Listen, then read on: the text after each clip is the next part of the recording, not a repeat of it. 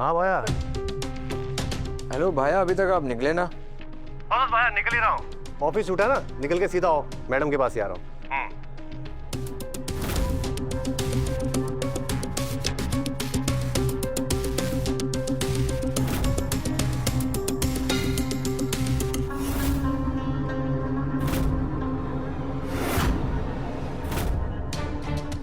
अब ये सीधे अपनी मैडम के पास जाएगा, जिसने इसे वसु की फैक्ट्री पर बुलडोजर चलाने का ऑर्डर दिया था।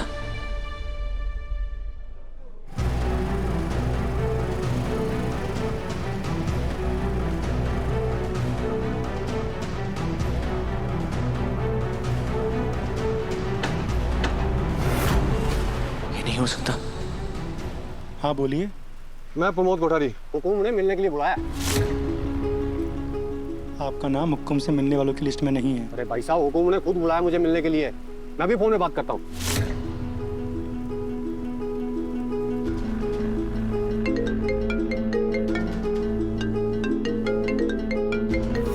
ये क्यों फोन कर रहा है? बोलो। हुकुम, खम्मा घड़ी, मैं आ गया। जी आपके घर के गेट पे ही हूँ। हमने कब बुलाया तुम? कहा था ना हमने कि बुलडोजर एक्शन के बाद जब तक हम ना कहें कहीं अंडरग्राउंड हो जाना, ताकि किसी को कोई शक ना हो। और तुम हमारे घर के दरवाजे तक आ गए। हुकुम, मैं अपने मन से नहीं आया। चौहाना उसे फोन आया था तभी आया मैं। आपने शाबाशी और तोहफा देने के लिए बुलाया था, इसलिए मैं आ गया। हुकुम, बकवास बंद करो और अभी के अभी निकलो यहाँ से। और जब तक हम ना कहें किसी को अपनी शक्ल मत दिखाना। जी हुकुम, समझ गया मैं, समझ गया।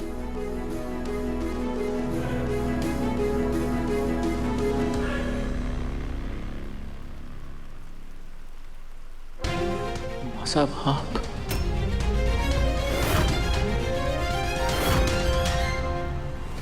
देवी हुकुम के बारे में ऐसा मत बोलिए ना दादी साहब, ऐसा कुछ भी ना है। अभी भी थारे को अपनी देवी हुकुम की चिंता है। अरे अपनी चिंता कब करेगी? माजी सा ठीक कह रही है वसु।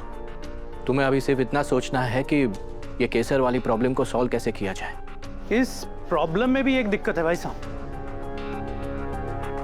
केसर यूनियन वाले के साथ नहीं आई थी और यूनियन वाले भी केसर को माफी मांगने के लिए सामने नहीं ला रहे हैं। इसका मतलब कुछ तो गड़बड़ है।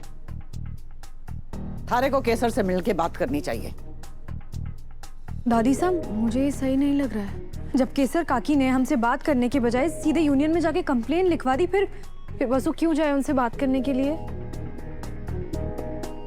नहीं, हमारे को तो अब भी विश्वास ना हो रहा कि केसर काकी ने हमारे खिलाफ शिकायत लिखवाई है। जरूर कोई और बात है।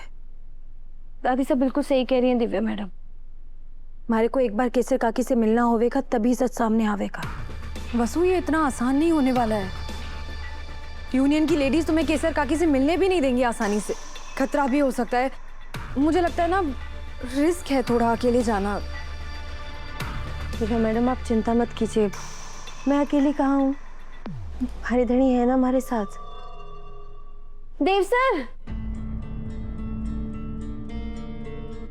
देव सर हमारे साथ चलिए ना, हमारे को केसर काकी के पास जाना है। कहाँ जाना है? कौन केसर काकी? अरे वही केसर काकी जो हमारी फैक्ट्री में काम करी थी। अब चलिए हमारे साथ, मैं बताती हूँ। मुझे कुछ नहीं सुनना है, जितना सुन लिया काफी है। तुम जो करना है करो, जहाँ जाना है जाओ। वैसे भी इस घर में सब वही करते हैं जो उनका मन करता है। दूसरों के बारे में सोचने की फिक्र किसे है?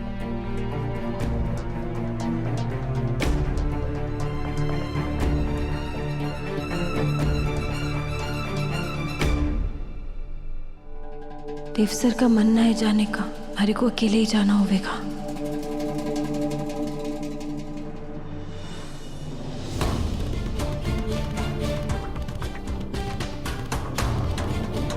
आशा वसु के साथ इतना बुरा कैसे कर सकती है? और जो दादीसा ने देख लिया वो मैं कैसे नहीं देख पाया? क्या सचमुच मेरी आंखों पर पट्टी बंधी हुई है?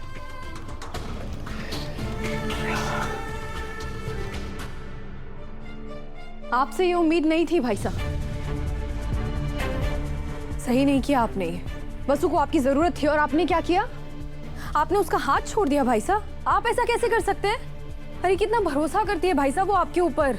आज जब वो इतनी बड़ी मुसीबत में फंस गई है तो आपने मदद करने से इनकार कर दिया भाई साहब आपने। सॉरी दिव्या, मेरा सर दर्द से फटा जा रहा है, कहीं बुरी तरह उलझा हुआ हूँ मैं, इसलिए ध्यान नहीं दे पाया। क्या कह रही थी वो, कहाँ जाना है उसे, मैं लेके जाऊंगा। अकेली चली गई है वो, मेरी ये गलती की वजह से वो मुसीबत में पड़ गई। भाई साहब आपको कितनी बार समझाया कि काम के वक्त आप में से कोई भी अपना मोबाइल फोन नहीं चलाएगा। चलो फैक्ट्री सील करो। अरे मेरी बात तो सुनिए आप। देखिए ऐसा मत कीजिए, देखिए मैडम जी हमें थोड़ा सा टाइम तो दीजिए। बिल्कुल नहीं। तुम्हें पता होना चाहिए कि काम की जगह पे फीमेल एम्प्लॉयज के साथ कैसे व्यवहार होता है। कब सीखोगी अपना काम खुद करना? बस इसीलिए वो केसर काकी के घर जाना चाहती थी उनसे मिलने के लिए, लेकिन यूनियन का भी तो डर था ना। भाई साहब कुछ तो गड़बड़ है, लेकिन क्या गड़बड़ है वो समझ नहीं आ रहा, पर महसूस हम सब कर सकते हैं। शायद केसर काकी ने कंप्लेन लिखवाई ही नहीं है।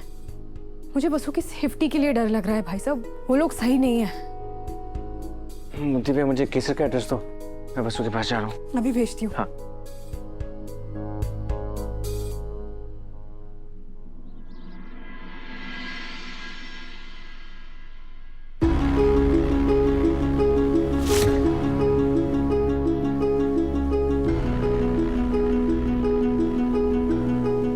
केसर काकी के घर के बाहर तो यूनियन वाले डेरा जमाए बैठे हैं, मैं अंदर कैसे जा पाऊंगी?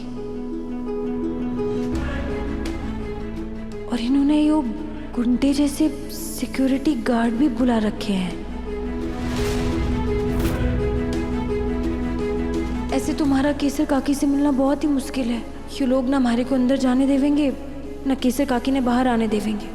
हे माता माई, अब मैं क्या करूं?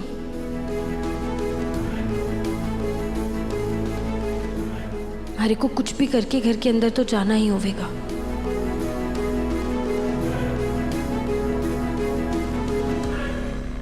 एक उपाय है। नमस्ते। नमस्ते।